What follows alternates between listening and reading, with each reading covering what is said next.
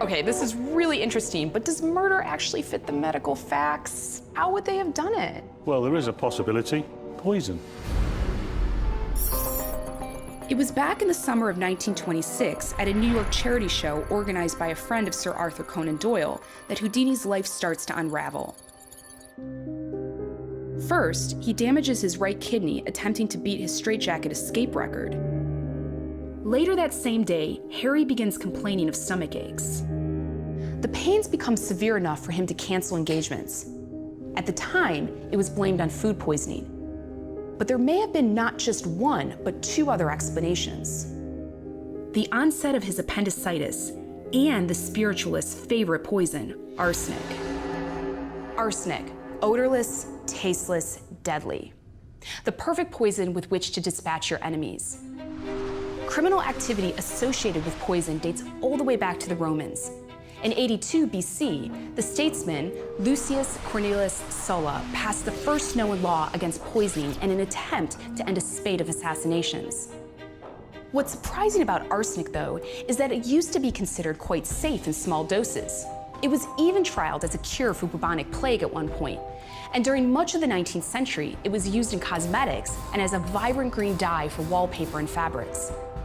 The Royal Pharmaceutical Society claimed that it was possible to purchase arsenic as easily as Epsom salts.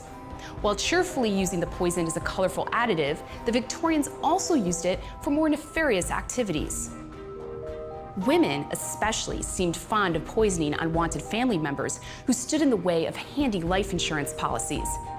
This was such a problem that arsenic was dubbed the inheritance powder. In 1851, during a debate in the British House of Lords on the Arsenic Act legislation, They even tried to forbid just women from buying arsenic. my expert analytical chemist, Dr. Rachel Burks, has been exploring the mystery of Houdini's stomach pains. Identifying what poison or infection is inside a body can be really difficult. Why is that? The human body is full of thousands and thousands of chemicals, and we could potentially be looking for just one. And in this case, there's no autopsy report. There isn't, but there's other information that can provide good clues. If Houdini was suffering from food poisoning, he would possibly feel abdominal pain, which could be quite severe, fever, possibly vomiting. What if he was suffering from a deliberate poison, say arsenic? Well, arsenic poisoning is interesting.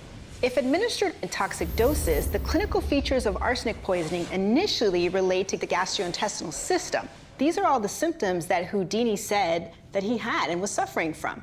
So is it possible that the arsenic poisoning could also have triggered his appendicitis?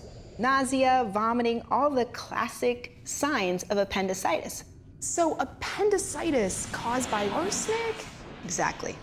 Well, remember, with Houdini, we don't have the autopsy report, so I don't think we can rule out anything. Well, a properly trained doctor would have been able to spot the difference. Problem is, Houdini refused to see a doctor.